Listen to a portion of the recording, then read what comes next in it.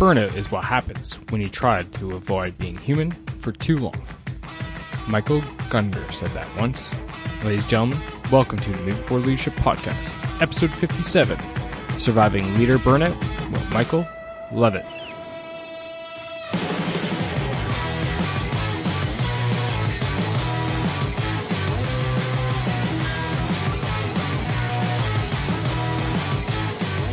Hey folks, it's your host and founder of Moving Forward Leadership Podcast, Scott McCarthy. Welcome. Thank you one and all for coming out and listening to this great podcast, in my humble opinion. We're here for one reason only, folks, and that is to help you become a better leader.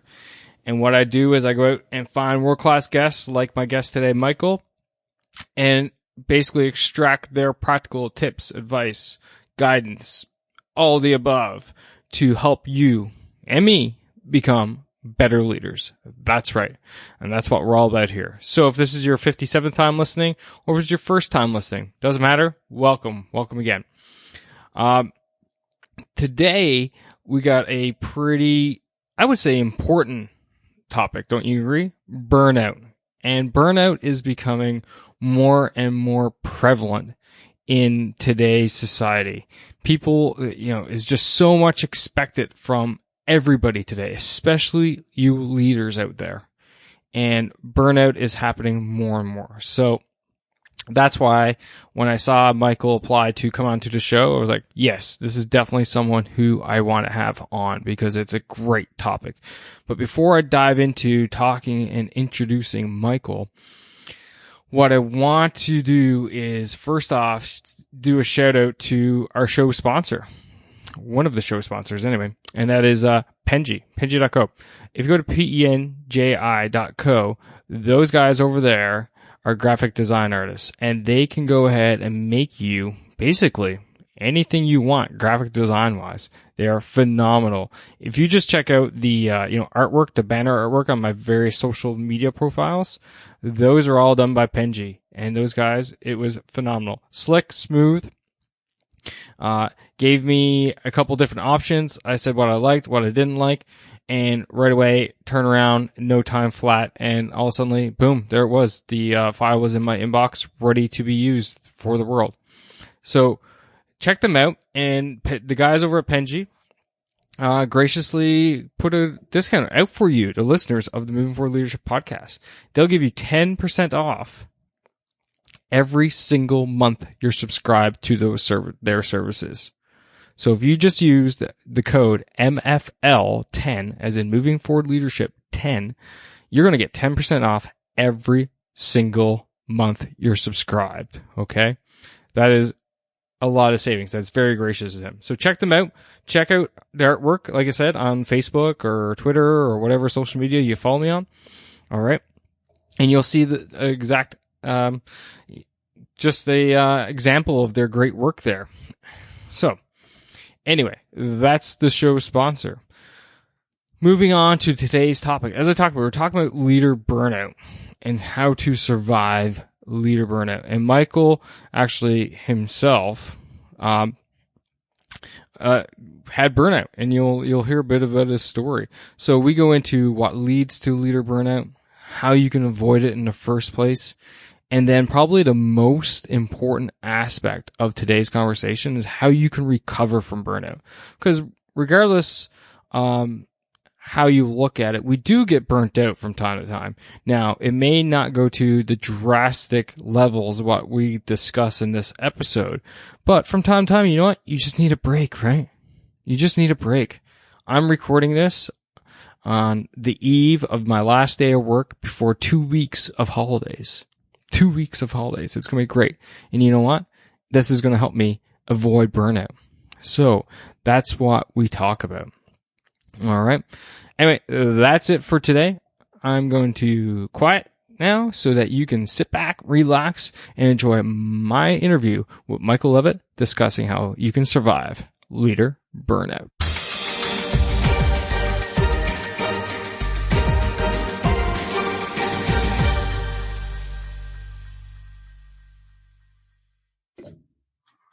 Michael, man, welcome to the show. It's great to have you here. Great to be here, Scott. Looking forward to it. So the first thing I like to do with all my guests is get them to give themselves, give the audience a bit of a background on themselves, who they are, where they're from, and basically how they got to where they are today. So let's kick that off. And that's, I guess, from our previous conversation, it's going to really lead into today's topic anyway. Excellent. Michael Levitt, in Toronto, and my story was a long and winding road, as I like to say it, and I like to title it 369 Days. Back in 2009, I had a pretty significant heart attack that should have killed me, but it didn't. And then over a period of 369 days, I lost my job. I had my car repossessed, and then finally my home was foreclosed. So all of those losses, which are very significant, all happened to me in about a year. So quite the traumatic experience. But I took those experiences, never played the victim, and dusted myself off and decided, okay, I don't want to go through that ever again. What do I need to do to prevent that from happening again? What lessons do I need to learn? And how can I change myself to make sure that I come out of this experience better than I was before? And I've done that. I've been able to recreate my life, live the life that I want to live, do some incredible things, travel, speak, a variety of different things, and launch my own business to work with leaders so they don't burn out and have their own year of worst case scenarios. Awesome. Wow. I shouldn't say awesome, but pretty incredible story, I guess. Oh, that's awesome, man. It is.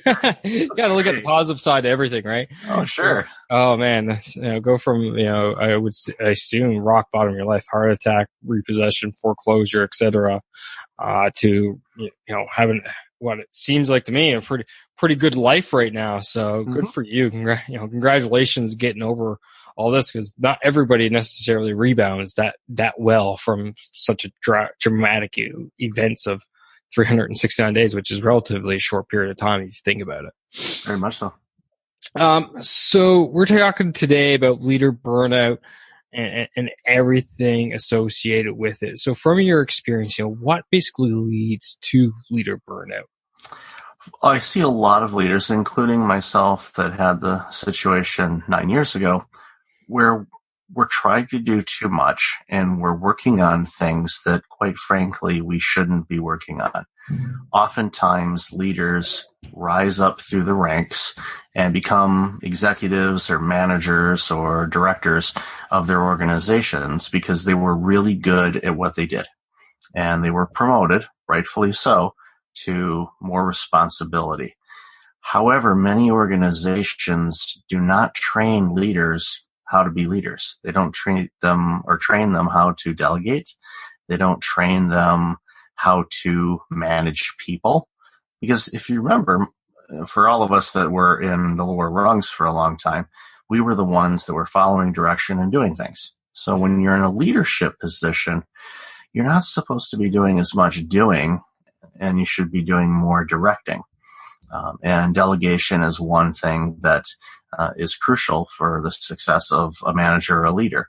And again, it's a skill set that has not really been trained. I wasn't trained on it. And even when I became a leader, it was a situation where I looked at it like many do. Okay, I can do this faster than I can train somebody how to do it. So I just did that over and over again. And what happens is your to-do list gets a mile long, and the next thing you know, you are missing out on life. You're hating your job. You're hating your career. And you are a high-level executive or high-level manager. You've reached the top of the mountain. You should be happy, but you're miserable because you're not doing the job the way that it actually should be done. And to really no fault of your own, other than not asking for help and training on how to handle and delegate and choose what's important to work on and what's not. Oh, so much good things in there. The audience out there will know I'm a huge proponent for delegation. There's so much good that comes out of that simple concept. And you're so right. Like, we don't get trained properly. And people don't get trained in leadership. They don't necessarily go out and get, organizations don't send them on leadership courses or conferences or any of the like. It's like, okay, well, you've done a good job, so we'll promote you and see how you do. Oh, you're still doing a good job, we'll promote you again. And basically, you end up getting promoted to incompetence, as we like to say. Mm-hmm. And people, yeah, they just don't have the skill sets to learn a couple of things. One is learn how to say no, and Mm-hmm. two, how to delegate properly. And those skill sets don't get developed. And then all of a sudden, leaders are running 18-hour days. They're taking on everything. Their people are basically doing nothing. And it's a hard life. And like you said, you end up being miserable at the end. Yeah, you become miserable, and that trickles down to your staff, because then your staff is miserable because you're not happy. Yeah, exactly. And delegation is one of those things where I've gone to complete extremes, where one, I really never delegated anything, and I said, I'll just do it because you're busy working on other things, so I'll do it, and I'll take care of it, and burned out, and ended up having a heart attack and lost everything.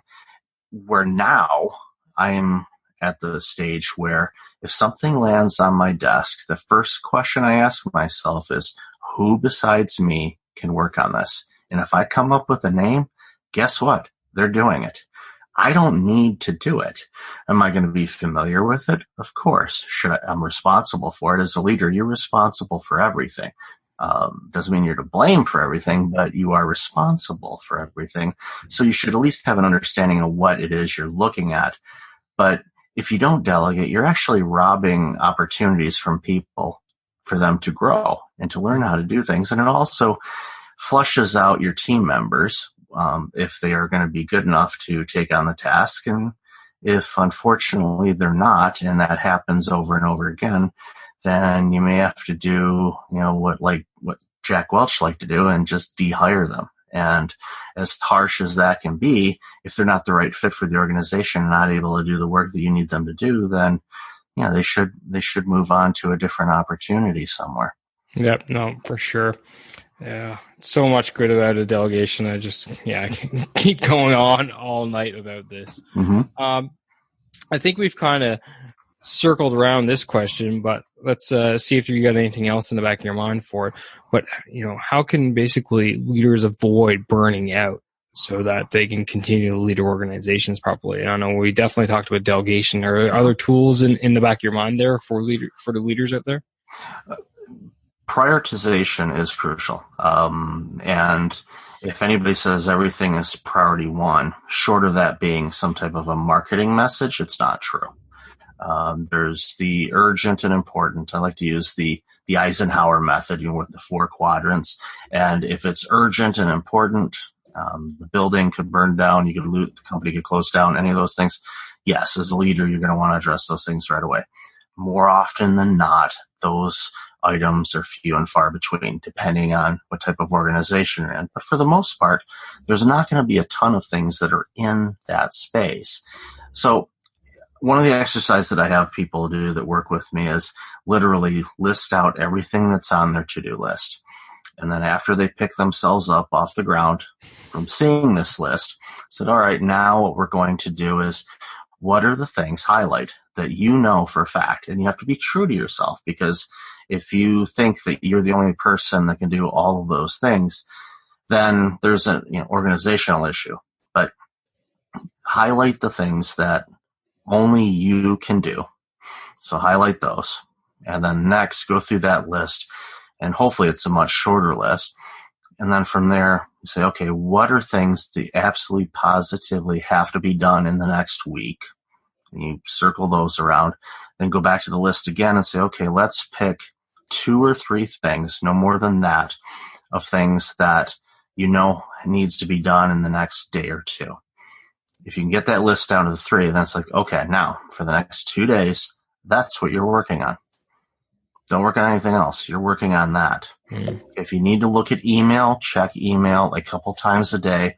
If you have an assistant or people that are reporting to you, just let them know to keep an eye out for things. Or if they don't have access to email, maybe send a quick note to the people that would work with you internally, just indicating, okay, focusing on a couple things. I may not respond to you in a couple days, or set up your out of office alert in your email, whatever you want to do.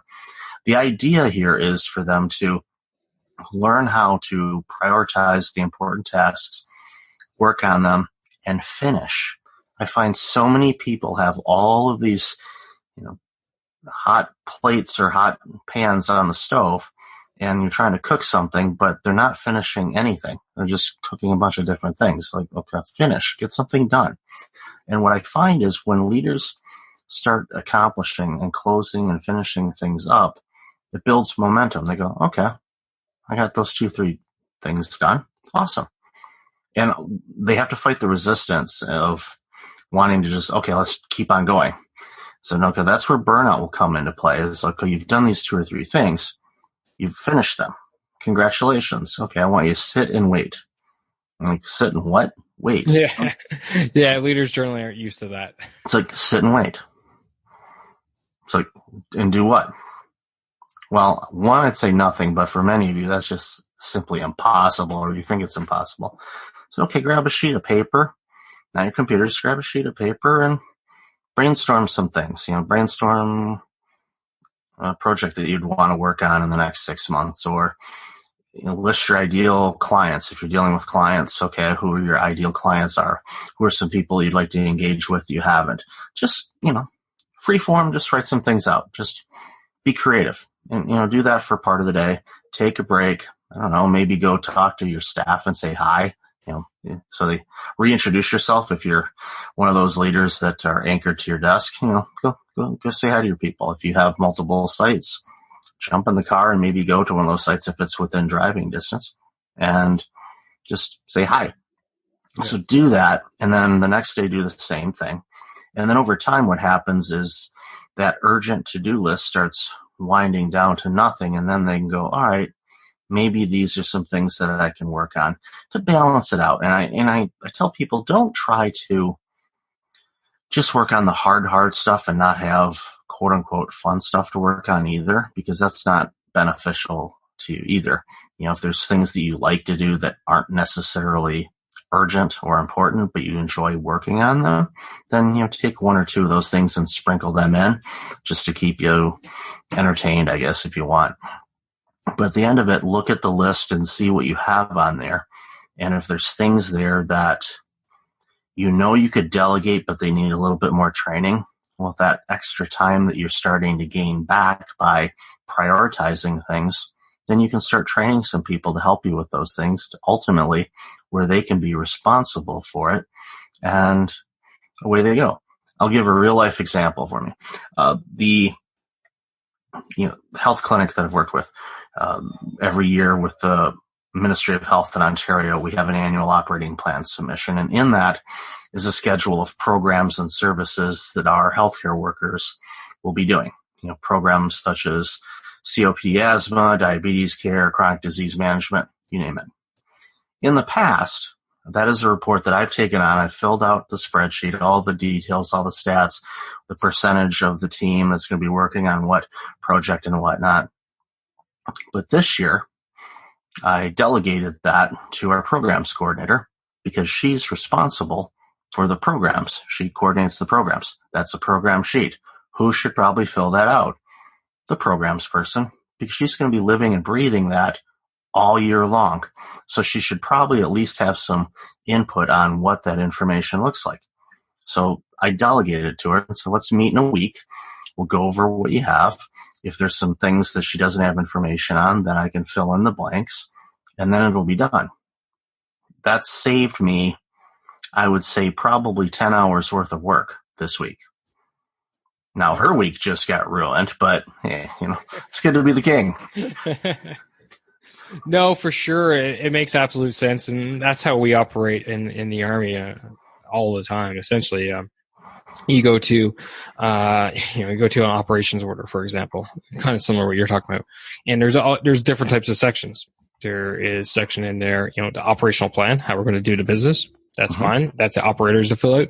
The logistics statement part of it, well, the logistics guys takes that.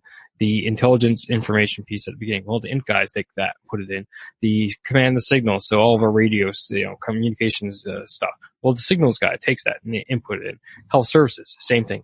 All the different specialists across the board have their own little input. Everybody, it gets delegated out essentially. We don't use that term, but it essentially is. It's all delegated out, and we all input to make the overarching plan. Mm-hmm. And it saves the planners a bazillion hours. Yeah, it creates the opportunity in the environment for people to work on only the things that they can work on. And Absolutely. when everybody is working on the things that only they can work on, then you're getting the best from everyone. Yep. The best effort and everything. And next thing you know, the end product, whatever it is stronger because all of the experts in each component of that were involved in finishing this. Think about putting together a pizza. So a pizza shop has the dough, has the cheese, the sauce, the toppings, and all of that.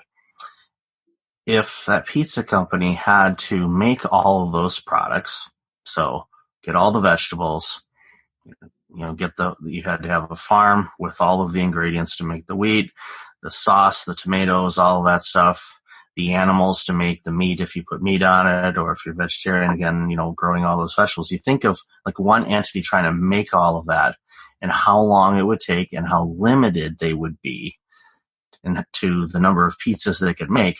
Or they go and they partner up with a variety of different entities that make all of those things. They specialize in those things. And next thing you know, they're able to get a pizza delivered to me in about 30 minutes. It's a beautiful thing. Absolutely. Michael, man, so we talked about, what leads to burnout. We talked about how we can avoid burnout. However, let's go down the lines of what happened to you in that, let's say a leader burns out, crumples. How, what are some lessons that you've learned and how they can recover from the burnout and rebuild themselves? The lessons I learned from the burnout, of course, besides all of the losses, was there was no way that I was going to be able to work the way that I worked, because I knew if I went back to work when I finally was able to get a new job, because if you recall, this was in 2009, so that was right around the time with the big recession in the States and in Canada, where the auto sector was just about dead, and the economic impact was felt all over the globe, but definitely in the States and in parts of Windsor, Ontario, where I was based out of at that particular time. I learned that there was no way that I could go back to work and work the same way that I did, because I was bright enough to know that, okay, I did all these things that led to this. Well, I was responsible for all of those things. So for me, I had to really reinvent how I worked. So in order to do that, I read a lot of leadership books because, I had time, because I was recovering from the heart attack, plus had the time off after I lost my job. So I did a lot of research. I read a lot of leadership books, a lot of stuff from John Maxwell, Michael Hyatt, and other blogs and things like that, just to get ideas of how to go about your business. And, took bits and pieces of everybody and through trial and error, just tried different things, because I thought, all right, well, I'm still in a leadership position in the new role. Let's try some things and figure out how to do things. The first thing I realized was I don't need to be checking email from 6 a.m. until 11 p.m. 7 days a week. That was just pointless. Yeah, absolutely. That's one of those things. If you feed that monster still wants attention. So if you're constantly on email and sending emails, you know what? You're likely going to be getting them back. So it's just a huge, huge problem. So that's one of the first things I did, was really cut back on when I access emails. And to this day, there are times where I'm in there a little bit more frequently than I need to be, but I'm a lot better at that. Other things that you can do from a burnout recovery type of thing is really just take time to rest. And in my book, 369 Days, I talk about, and this was the fall before my heart attack, my employers actually gave me a week off in addition to my normal vacation, because they sensed I was burning out. I didn't necessarily realize it, but they did, just based on I was being irritable with a lot of people and just making some mistakes, and it was just a bad thing. So they gave me a week off, and they said, we want you to relax. Do not check your email. Don't do any of that. So I was like, okay, fine. I went to the library because I used to like to read, but I had not been reading in some time other than blog posts. So actually grabbing a book and reading it was something that I hadn't done in some time. So I went to the library and I'm like, I don't know what I'm going to read. So finally looked through some books and grabbed a book, and I don't remember which book it was. So I sat down in a chair and opened up the book, and I couldn't relax myself to read. Wow. I was that wound up. Yeah, that's intense. Yeah. So that should have been a big warning sign to me, and I should have gone and sought some medical treatment, may have potentially caught something, so I could have prevented what had happened, but I didn't. But then after the heart attack and the recovery period, I had 17 weeks after my heart attack before I had to go back to work. And in that time, I read books a lot because I had a lot of time to recover, and I was able to. I was able to realize, okay, I need to learn how to relax and just sit and be. And I was able to do it, and read a ton of books, and just started picking up things, taking notes, and trying some techniques. So once I got a new job, again, it was a petri dish. I was just playing around with things and trying things, and it worked out. And now I know how I work. I know where my energy levels are. I know that I tend to be more of a morning person when it comes to tasks. So I load my day up, quote unquote. I don't load it up, but I assign, tasks that I need to work on in the morning, because I know in the afternoon, typically after lunch or just in, the grind of the day, that in the afternoon, I'm not as, focused to be able to go do deep work on whatever I need to work on. So I use that for meetings, phone calls, follow-ups, reading periodicals, whatever the case may be. And I find that that's a pretty good balance of the day. And it also gives me the flexibility to know that if something does come up, I've got the time in the day that I can shift gears and actually do what I need to do to help prevent any urgent issues from coming up. So those are a couple things. And really getting, I guess the big thing for me that's been instrumental is taking control of your schedule and really being careful to not overbook your stuff. And I tell people, and it's silly, they look at my calendar and they'll see lunches on my calendar every day. Because you know what? I eat lunch every day. Some days I look down at my waist and go, maybe not today. I'll eat a salad, but I eat lunch every day. And guess what? It's on my calendar. Why? Not because I'll forget, I forgot to eat lunch. No. I know when I take lunch, it gets filled. Yeah.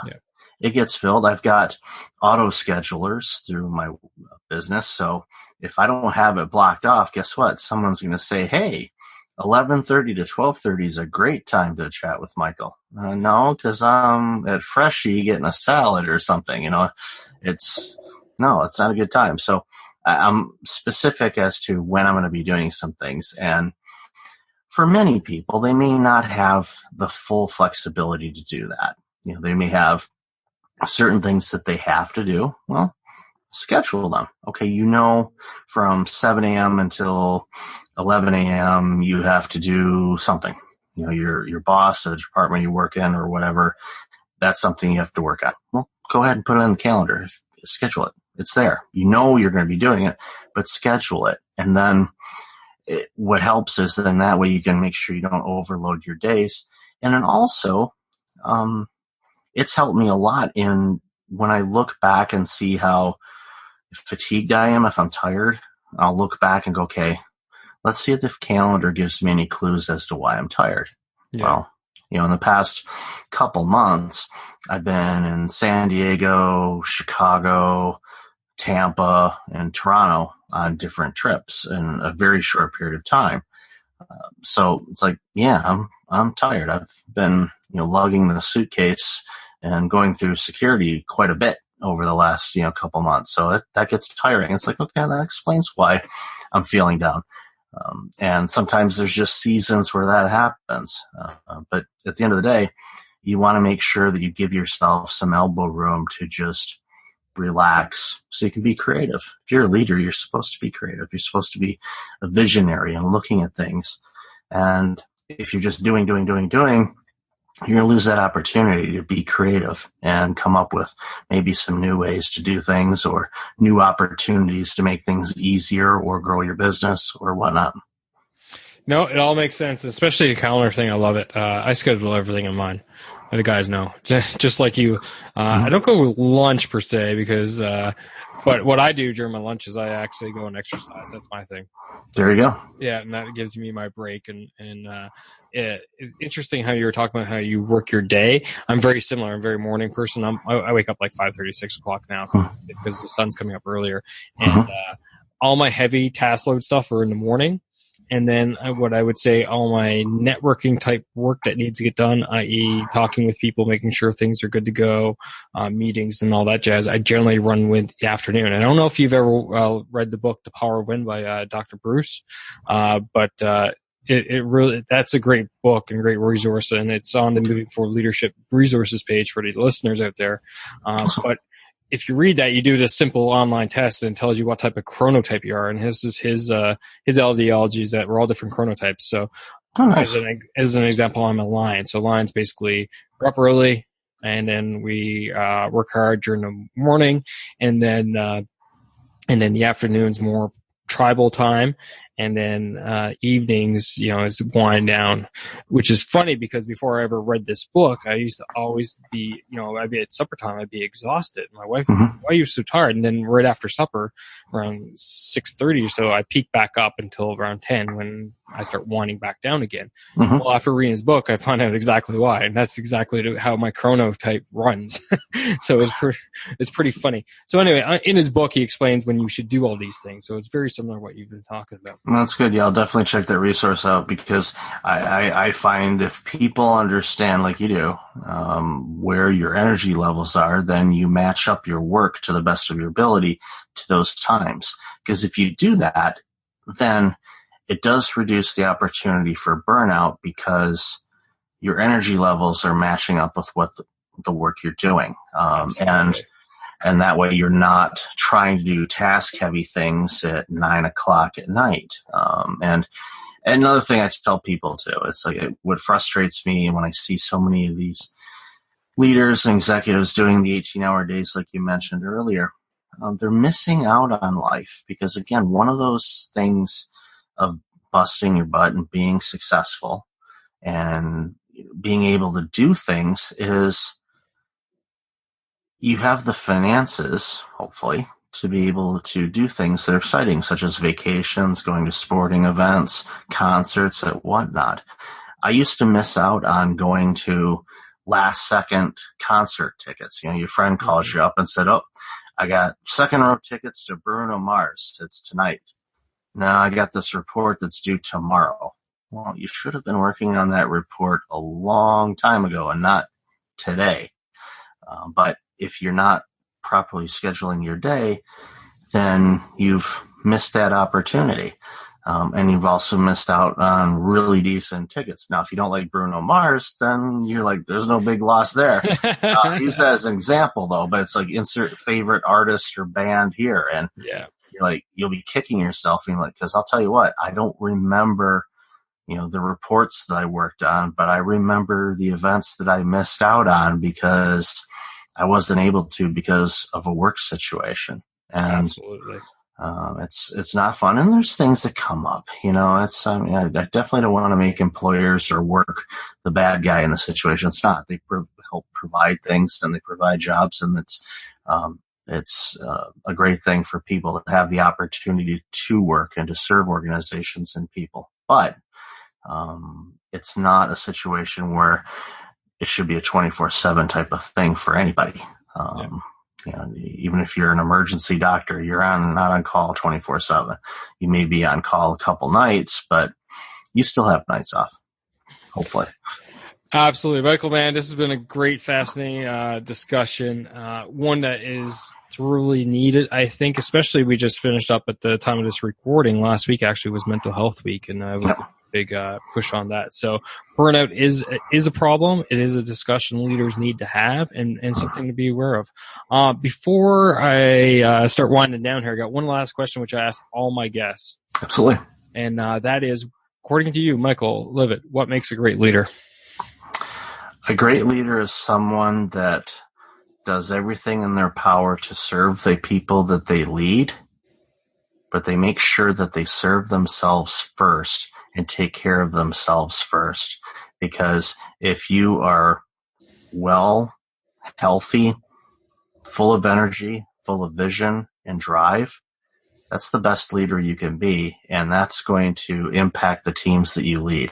So take care of yourself first, and when you do that, the people that you're serving are going to get the absolute best from you, and you're not going to burn out because you were taking care of yourself. Absolutely. Couldn't say it around myself. I always use analogy. That's why the flight attendants tell you put your mask on first before helping anybody else, right?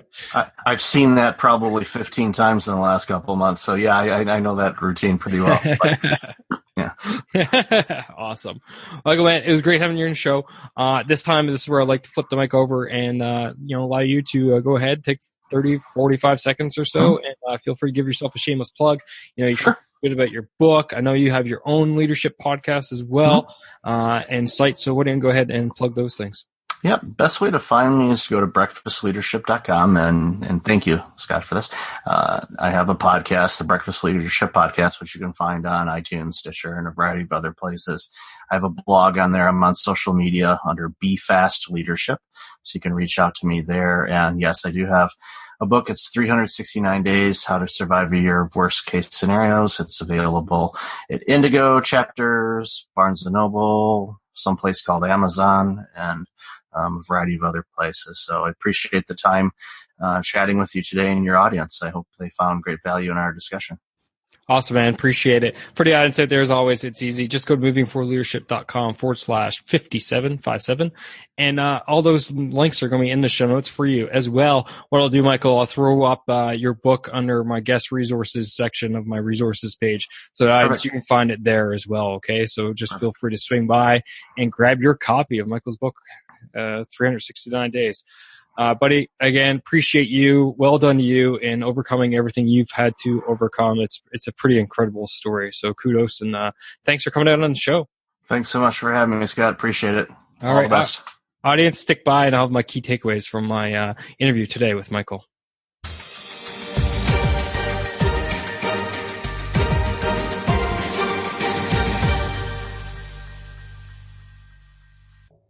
Hey everybody, I hope you enjoyed that show there with Michael and talking about how we can avoid burnout and most importantly, how we can recover from burnout. Anyway, just a few key takeaways from my interview with Michael. And the first one is you got to learn how to say no. We can't do it all, folks. We can't be everywhere at once. We can't be all things to everyone. We just can't do it all. So in order to avoid burnout, you got to learn how to say no. And coupled with that point, learning how to delegate properly is crucial to avoid burnout. All right. So helping you to avoid burnout through saying no and delegating, that's the way forward. The next key takeaway I got for you is if everything's a priority, then nothing's a priority. And that's how people get burnt out because they think everything needs to get done right now. Again, it's kind of boomerang back to the first point, right? Learning to say no. But if everything's a priority, everything needs to get done yesterday. You're working on over hours. You're grinding yourself right through the ground because there's nothing that's actually a priority. Because if everything's a priority, then nothing is. Priorities are meant to differentiate between what needs to get done now and what can wait. And then the final key takeaway I got for you today is after you've gone through and you've burnt out and you've recovered, things need to change. You can't keep doing what you're doing before you burnt out because you'll just burn out again. Okay? Things have to change. You have to make life changes. You have to make changes in how you go about doing your job, working in your organization, doing the business, okay? So things need to change.